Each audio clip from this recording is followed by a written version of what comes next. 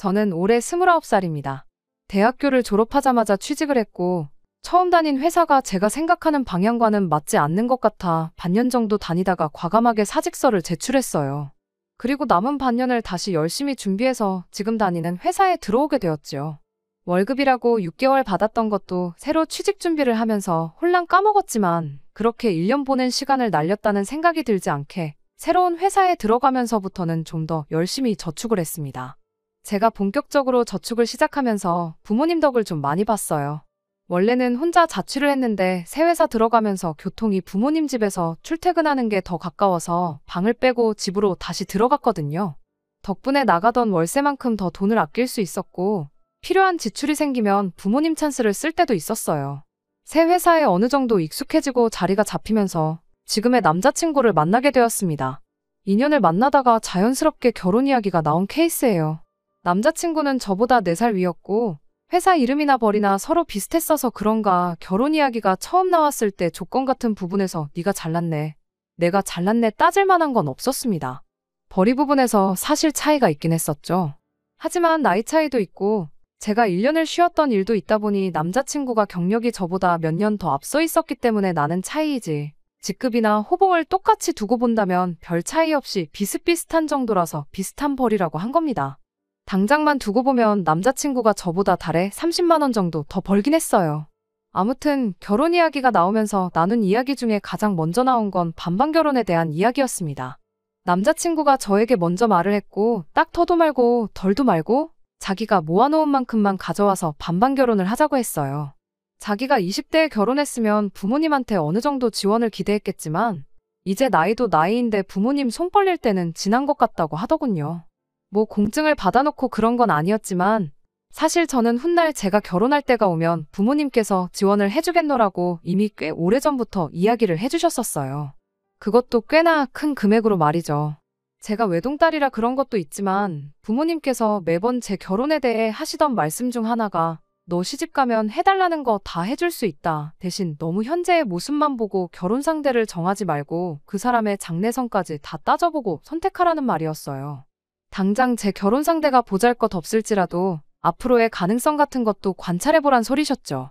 경제적인 부분은 당신들이 지원해줄 수 있으니 저랑 앞으로 더 좋은 미래를 꾸려나갈 수 있는 그런 사람을 만나라는 말이었습니다. 저희 부모님이 뭐 억만장자 같은 부자는 아니지만 경제적으로 부족하신 건 없어요. 저희 부모님은 정육점을 하시는데 주변에 도보로 아파트 단지가 밀집해 있기도 하고 주변의 마트가 애매한 위치에 있는 자리에서 하고 있다 보니 장사가 엄청 잘 됩니다. 한자리에서 오래 하셨기 때문에 경쟁업체가 생겨도 큰 타격이 없었고 정직하게 장사하셨다 보니 단골도 엄청 많으시고요. 그 덕에 저희 삼촌들까지 해가지고 가게를 2개를 더 냈어요. 그 가게들도 저희 부모님이 차려준 거라 삼촌들이 따로 저희 부모님께 매출의 일부를 주고 있기도 하고요. 당장 부모님이 가게를 팔아버려도 2분 노후까지 먹고 사는데 지장이 없을 정도로 경제적인 부분에선 아쉬울 게 없는 상황이셨거든요. 여유가 있으시니 할 수 있는 말이겠지만 아무튼 저한테 늘상 강조하셨던 게 장래성 있고 오래 행복할 수 있는 사람과 결혼하란 이야기를 자주 하셨습니다. 이야기가 잠깐 새긴 했는데 아무튼 남자친구가 부모님 도움을 받지 않겠다고 하는 말이 터무니없는 소리처럼 들리지는 않았습니다. 저도 이직 후에 1년 낭비한 거 메꾸겠다고 열심히 돈을 모으고 하다 보니 나름 돈 모으는 방법도 터득하고 거기서 돈 모으는 재미가 뭔지도 알게 되었거든요. 게다가 저나 남자친구가 월급이 적은 편도 아니고 하나하나 작은 목표부터 이루어 나가는 것이 처음부터 모든 걸 다 갖추고 시작하는 결혼보다 훨씬 의미 있고 값진 경험이 될 수도 있겠다고 생각했어요. 그 값진 경험이 저희 부모님이 늘상 강조하셨던 좋은 미래를 꾸려나갈 수 있는 밑거름이 될 수 있겠다는 생각이었죠. 그래서 남자친구한테 반반 결혼 나도 좋다고 했어요. 원래 부모님 지원을 받을 계획이 있긴 했지만 오빠 말대로 우리 힘으로 우리 앞길 잘 꾸려나가보자 말했죠. 대출이 조금 생기긴 하겠지만 회사에서 직원들 대상으로 좋은 금리로 대출해주는 복지제도가 저희 회사나 남자친구 회사나 둘 다 가지고 있던 상황이기도 했고 그렇게 양쪽 회사에서 대출받고 모은 돈 합치고 하면 자동차나 리모델링은 조금 무리겠다 싶기도 하지만 두 사람 시작할 작은 신혼집의 결혼식 비용 정도는 모두 충당하겠다 싶었거든요. 대출이야 요즘 대한민국에 대출 없이 사는 사람이 어디 있겠으며 그거 갚아나가는 것 또한 좋은 기회가 될 거라고 생각했기에 이자 정도는 무리도 아니겠다는 생각이기도 했었어요. 그런데 남자친구가 제 대답을 듣더니 자기는 그렇다 쳐도 저는 부모님 지원을 받아야 하는 거 아니냐고 묻더라고요. 양가 지원 없이 우리 힘으로 시작하자는 소리 아니었냐. 그런데 갑자기 무슨 지원 타령이냐 제가 물어봤어요. 그랬더니 남자친구가 자기가 얼마나 모아놓았을 줄 알고 아무 도움 없이 반반 결혼을 할 수 있다고 생각한 거냐고 대답을 하더라고요. 그때는 아차 싶었어요. 생각해보니 남자친구가 저보다 나이도 많지. 회사 생활도 오래 했지. 거기에 월급도 더 많은데. 남자친구가 지원을 받지 않겠다고 한 건 자기가 안 받겠다는 말이었고 반반 결혼하자는 건 자기가 모아놓은 만큼 저도 가져오라는 소리였는데 저 혼자 그걸 오해했구나 싶어서 얼굴이 다 화끈거렸네요. 아무튼 그래서 그때 처음으로 서로의 경제 상황에 대해서 오픈을 했어요. 연봉이랑 이런 사소한 것들이야 연애 시작하고 얼마 지나지 않아서 서로가 공유를 했지만 그동안 얼마나 모아놓았는지에 대해서는 사실 한 번도 이야기했던 적이 없거든요. 그런데 남자친구가 자기가 모아놓은 돈은 6천만 원이다라고 이야기했을 때 대체 이 사람은 무슨 자신감으로 나보고 부모님 지원을 당연하게 받아야 그 돈을 맞출 수 있다고 생각한 거지 싶었습니다. 그렇게 자신있게 말한 사람치고는 조금 애매한 액수잖아요. 물론 6천만 원이 적은 돈은 아니지만 그래도 그렇게 자신있게 말할 정도였으면 아무리 못해도 저는 1억은 충분히 모아놓았을 거라 그렇게 생각했었죠.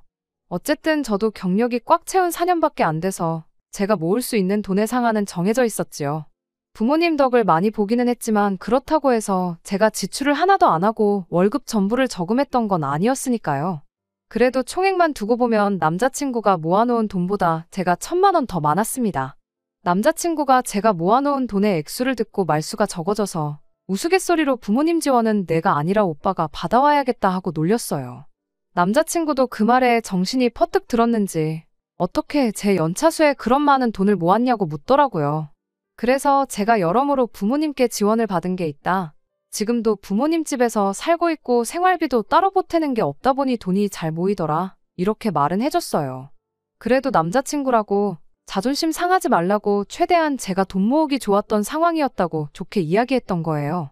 남자친구는 잠깐 말수가 다시 줄어들더니 그럼 그럴 게 아니고 자기보다 더 모아놓은 그 1,000만 원은 우리 결혼하거든 저희 부모님께 드리면 어떻겠냐고 물어왔습니다. 그 1,000만 원이 더 있다고 해서 우리가 아예 대출을 안 받을 것도 아니고 3억을 대출받나 3억 천을 대출받나 그게 그거 아니겠냐고 하더라고요.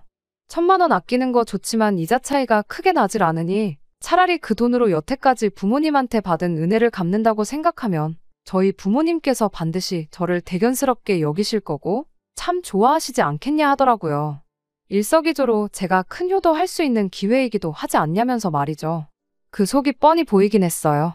결론은 자기가 부모님한테 지원받을 생각은 여전히 없다는 말을 좋게 돌려서 말한 거였죠.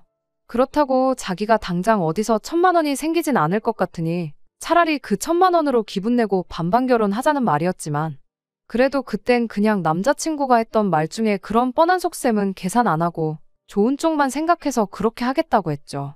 남자친구 말 맞다나 1,000만 원이 크다면 큰 돈이지만 저희가 거의 대출받는 액수도 상당했다 보니 그거 생각해보면 또 그렇게 큰 액수도 아니고 게다가 당장 남자친구 월급이 저보다 높았으니 그거 생각하면 그러려니 넘어갈 수 있는 액수이기도 했고 저도 여태까지 부모님 집에 얹혀 살면서 이득 본 게 많았으니 효도한다 생각하면 못할 것도 없겠더라고요. 그래서 남자친구한테 그렇게 하겠다 말했죠. 그때는 뭐 조목조목 따져가며 하나하나 다 짚고 넘어갈 그런 생각도 하지 않았습니다. 어쨌든 저도 2년 연애하면서 이 사람의 좋은 점도 많이 봤고 어느 정도 확신이 있었으니 결혼까지 결심했는데 돈 1,000만 원 때문에 파혼하는 것도 웃기겠다는 생각이었어요. 아무튼 그렇게 얼추 결혼 자금에 대해서 이야기가 끝나니 결혼도 어느 정도 확실시되는 분위기였어요. 그리고 그때쯤에서 서로를 양가 부모님께 소개를 하게 되었죠. 남자친구를 저희 부모님께 소개시키는 날이었는데 원래는 며칠 동안 고생해서 따로 예약해놓은 장소가 있었는데 부모님 가게 사정 때문에 아쉽게 예약 취소를 해야 했습니다. 급한 대로 약속 장소를 바꿔서 저희 집 근처에 있는 그나마 분위기 괜찮은 레스토랑으로 다시 예약을 했습니다. 가게 앞에서 부모님과 합류해서 부모님 차로 같이 이동을 했어요. 그때 남자친구가 저희 집이 정육점을 한다는 사실을 처음 알았어요. 저한테 부모님이 정육점을 하시는구나 하고 말하고는 고기는 원 없이 먹어봤겠네. 우리 결혼하면 고기 반찬은 매일같이 먹을 수 있겠다. 뭐 이런 반응을 보였습니다. 그때는 대수롭지 않게 넘겼어요. 사실 별로 따지고 들만한 발언은 하나도 없었고 말이죠. 아무튼 부모님께서는 남자친구를 어느 정도 마음에 들어 하셨습니다. 말씀드렸다시피 저랑 스펙 같은 건 누가 잘났네 따질 것도 없이 비슷했고, 무엇보다 남자친구 태도나 행동에서 자신감이 보인다고. 요즘 사람들 공부만 했어서 그런가 자기 의견 말하는데 소극적이고 샌님 같은 사람들 많이 봤는데 그런 점이 남자다워 보인다며 마음에 참 들어 하셨지요. 똑같은 조건의 사람이라면 매사에 자신감이 있는 사람이 나중에 가서 더 성공하는 법이라며 늘상 강조하시던 장래성에 대해서도 좋게 보셨던 것 같아요. 아무튼 그렇게 양가에 서로 인사를 드리고 나니 저희 결혼이 더더욱 본격적으로 진행이 되는 듯 보였어요. 양가의 인사 끝나고 나서는 자연스럽게 상견례 날짜를 잡았지요. 상견례 때는 별다른 이상한 점을 느끼진 못했어요. 다만 이상했던 건 예비 시어머니가 제가 혼자 인사드리러 갔을 때는 이것저것 질문도 많고 말도 많았는데 유독 상견례 날에는 딱딱 짧게 필요한 말만 하고 대답만 하고 그랬습니다. 저만 있을 때랑 또 저희 부모님이 같이 계실 때랑 느낌이 다르니 그러는 거라 생각했어요. 상견례 분위기 자체는 나쁘지 않았거든요. 결혼 준비에 대해서는 저랑 남자친구 두 사람에게 전적으로 맡기는 걸로 하고, 예단이니 예물이니 이런 건 나중에 기회가 생기면 한 번 더 자리를 만들어 이야기를 나누자고 했고, 상견례는 그렇게 문제없이 끝이 났지요. 양가 상견례도 별탈 없이 끝났고 이제 뭐 결혼하는 건 시간 문제구나 싶었지요. 제 친한 지인들 몇 명한테만 나 곧 있으면 결혼한다고 제 소식을 알렸고, 청첩장이 나오면 나오는 대로 다른 사람들한테도 전부 알릴 계획이었습니다. 그런데 상견례 지나고 나서 며칠 지나지 않아서 예비 시어머니한테서 저만 따로 만나고 싶다는 연락을 받게 되었어요. 제 번호는 처음 인사드린 날 알려드리긴 했지만 그 이후로 저한테 연락 한 번 없었고, 결혼 준비는 상견례 때 저희한테 전적으로 맡긴다고 하셨는데 무슨 할 이야기가 있어서 찾으시나 싶었습니다. 따로 이야기하기로 했던 예단 이야기를 하려고 그러나 싶기도 해서 정말 아무 생각 없이 부르는 장소로 나갔어요. 예상한 대로 남자친구는 없었고 예비 시어머니 혼자 나와 있었어요. 무슨 일로 부르셨나 했는데 할 얘기가 있다고 불러놓고선 정작 본론은 이야기 안 하고 날씨가 어떠니 그런 영양가 없는 이야기만 주고받고 있었어요. 자리가 끝날 때까지 별다른 말은 없었죠. 그냥 예비 며느리 보고 싶어서 부르셨나 보다 하고 식사라고 해봐야 3만 원도 안 나왔어서 제가 계산하겠다 했어요. 그리고 가방에서 지갑을 꺼냈는데 그때 예비 시어머니가 역시 하면서 한숨을 푹 내쉬더라고요. 그러더니 자기가 할 말이 있어서 불렀는데 안 하려다가 해야겠다며 자리를 좀 옮기자고 하더라고요. 그래서 근처에 있는 카페로 갔습니다. 카페에 가서 자리를 앉으니 예비 시어머니가 너를 보니 걱정이다 하면서 한숨을 또 내쉬더라고요. 당최 난데없이 한숨을 푹푹 내쉬면서 걱정이라고 하니 내가 무슨 실수라도 했었나 싶더라고요. 아무리 생각해도 잘못한 게 없는데 뭐 때문에 저렇게 실망스러운 얼굴로 걱정이 이만저만이 아니라고 하는가 했더니 얼토당토하는 소리를 꺼내더군요. 제가 명품에 환장한 사람처럼 보여서 걱정이라고요. 뜬금없이 무슨 말을 하시는 거냐 했더니 제 지갑이 명품이지 않느냐고 하는 거예요. 명품은 맞긴 한데 이건 제가 대학교 들어갔을 때 아버지한테 선물 받은 지갑이에요. 가방도 같은 브랜드로 하나 있긴 한데 그건 처음 취직했을 때 어머니께서 사주셨던 거고요. 제 돈 주고 사본 적도 없고 집에 명품이라고는 그거 2개밖에 없는데 저에 언제 뭘 보고 제가 명품을 밝힌다고 하시는 거냐 되물었어요. 아까 전 식당에서 계산할 때 그제서야 제가 지갑 꺼내는 거 보고 브랜드 로고를 봤던 건데 제 지갑 하나만 보고 제가 명품을 밝힌다고 생각한 거면 솔직히 너무 억울하잖아요. 그랬더니 예비 시어머니가 상견례 때 이야기를 꺼내더라고요. 상견례 때는 심지어 명품 비슷한 것도 안 하고 있었는데 무슨 소리를 하시는 거냐 물으니 너 말고 너희 어머니 하면서 그걸 또 언제 하나씩 다 봤는지 저희 어머니가 들고 나온 가방이며 액세서리며 전부 기억해내서는 어디 브랜드 거인지 줄줄 웃고 있더라고요. 상견례 때 보니 예비 사돈이 허영이 조금 심한 것 같더라 하면서 딸은 그 어미를 닮을 수밖에 없는 법인데 당신은 제가 남자친구랑 결혼하면 그때부터 본격적으로 명품을 사모으면 어떡하냐고. 그게 걱정돼서 미리 한마디 해주려고 저를 불러냈다는 겁니다. 저희 어머니가 명품 몇 개 가지고 계신 건 사실이지만 자리가 자리였으니만큼 힘주고 나가셨던 건데 그게 뭐 문제가 될 게 있냐고 또 되물었어요. 그리고 반반 결혼하는 데다가 맞벌이 하는데 갖고 싶은 게 있으면 명품이든 가품이든 상황이 되면 사는 거지 그게 왜 문제가 되느냐고도 한마디 했죠.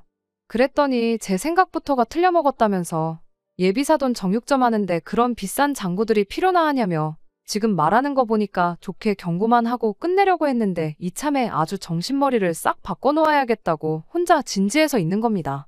송충이는 솔잎만 먹어야 된다는 말 못 들어봤냐면서 옛 성현들의 말이 틀린 게 하나도 없답니다. 부모는 자식의 거울이란 말도 마찬가지라고요. 뭔 소리를 하고 싶어서 저러나 했더니 정육점아는 저희 부모님이 주렁주렁 명품을 하고 다니는 게 말이나 되냐는 소리를 하고 싶었던 거예요. 부모는 자식의 거울이라는 말을 꺼내는 것도 역시 명품 밝히는 어머니 밑에서 자란 딸이니 똑같을까봐 걱정이라는 말을 하고 싶었던 거고요. 듣자 하니 정말 예비 시어머니와 예비 며느리라는 관계를 떠나서 너무 열이 받더라고요. 종알종알 떠드는 거 좋아하시는 분이 상견례 날에 왜 말이 없나 했더니 저희 어머니가 어디 백 들고 어디 팔찌를 하고 무슨 귀걸이를 하고 나왔는지 옷은 어디 브랜드인지 전부 관찰하고 있어서 말이 없었던 거였죠. 가방이야 로고가 커다랗게 박혀있으니 그렇지만 옷이며 장신구며 그런 건 어디 브랜드인지 줄줄 꿰고 있는지 누구야말로 명품에 환장해서 보기만 해도 어디 제품인지 다 알고 계시냐고 따졌어요. 그리고 정육점 하시면 뭐 명품백 들면 안 되는 법이라도 있냐고 손님들 고기 담아주는 검정 비닐봉투라도 들고 다녀야 하는 거냐고 한마디 했습니다. 오히려 사람을 그 직업으로 평가하는 아줌마 때문에 아줌마 아들도 다시 보인다고 했어요. 제가 보통 저희 부모님 버리가지고 자랑은 하지 않지만 그날은 안 할 수가 없었네요. 저희 부모님이 한 달에 얼마를 버시는지나 알고 그러시냐. 저희 어머니가 피땀 흘려 번 돈 알아서 쓰신다는데 남이 사 관심 끄고 부러우면 아줌마도 하나 사서 들고 다니라 했죠. 명품 때문에 거덜날 우리 집 주머니 사정 걱정할 시간에 아줌마 아들 월급 관리부터 똑바로 시키라고요. 제가 말은 따로 안 했지만 당장 반반 결혼은 하고 싶은데 부모님한테 돈 한 푼 못 받아올 것 같다고 제가 모은 돈 엄마한테 주라던 사람이 아줌마 아들이라고요. 나보다 일을 해도 몇 년을 더 했고 월급을 더 받았어도 몇 번을 더 받았는데 어떻게 나보다 모아놓은 돈이 더 적을 수가 있냐고. 사람이 명품 몇 개 들고 다닌다고 해서 과소비한다고 말하기 전에 아줌마 아들 소비 습관부터 고쳐놓고 이야기하라 했습니다. 부모는 자식의 거울이라고 하지 않았냐고. 하나를 보면 열을 아는 법인데 남자친구도 어떤 사람인지 수준이 딱 보인다고 했어요. 그런 사람하고 결혼하기에는 내가 너무 아까운 것 같다고 결혼은 오늘일 때문에 없던 걸로 하는 게 맞는 것 같다고 말하고 자리에서 일어났습니다. 남자친구한테 파혼 통보는 제가 직접 할 테니 걱정 마시라고 말하고 돌아왔어요. 제가 보통은 어른한테 이렇게 따따따 쏘아붙이질 못하는데 저희 부모님 욕을 먼저 해주시니 입에 따발총을 물었던 것처럼 이 말 저 말 다 나오더라고요. 집에 돌아와서 연락하는 시간도 아까워서 돌아가는 길에 문자로 남자친구한테 오늘부로 파혼이라고 연락했어요. 갑자기 왜 그러냐고 묻길래 예비 시어머니한테 했던 말 그대로 내가 너한테 너무 아깝고 우리 집이 너네 집하고 사돈 맺기엔 너무 과분하다고 한마디 해줬네요. 그날 저녁에 집에서 뭐 자초지종을 듣기라도 했는지 남자친구가 저희 부모님 가게까지 찾아와서 저랑 이야기 좀 하고 싶다고 빌고 있었어요. 저희 집이 어딘지 모르니 한번 와봤던 부모님 가게까지 찾아온 거예요. 부모님 가게까지 한달음에 달려가서 남자친구한테는 내 마음 바뀔 일 없으니까 설득할 생각은 하지 말라고 했어요. 한 번만 더 가게로 찾아오면 영업방해로 신고하겠다 엄포도 놓았고요. 파혼하기로 한 경위에 대해서는 부모님 모르게 하고 싶었는데 결국 부모님한테도 다 이야기할 수밖에 없었네요. 부모님은 당신들 직업 때문에 제가 파혼하게 될 줄 몰랐다고 하면서 자책을 하셨는데 그렇지 않다고 파혼하게 된 건 남자친구 어머니 때문이지 부모님 직업 때문이 아니니 그렇게 생각하지 마시라 했습니다. 그리고 오히려 이렇게 일찍 예비시 가족들의 쓰레기 같은 본성을 알게 된 게 천만다행 아니겠냐고 했어요. 모르고 결혼했었으면 평생 이혼했다는 꼬리표 달고 살 뻔했는데 파혼으로 끝났지 않냐고요. 청첩장도 안 나왔고 제 지인 몇 명만 알고 있던 사실인데 이쪽이 100배 1000배 낫잖아요. 다 끝난 마당에 악담까지 하긴 싫지만 행복을 빌어주고 싶지는 않네요. 계속 그렇게 열등감 속에 살면서 아들 창창한 앞길 망쳐놓은 후회 속에 살았으면 좋겠네요. 끝까지 들어주셔서 감사합니다. 오늘의 사연은 여기까지입니다. 구독과 좋아요, 알람 설정 부탁드리고 더 좋은 사연으로 다시 찾아뵙겠습니다. 감사합니다.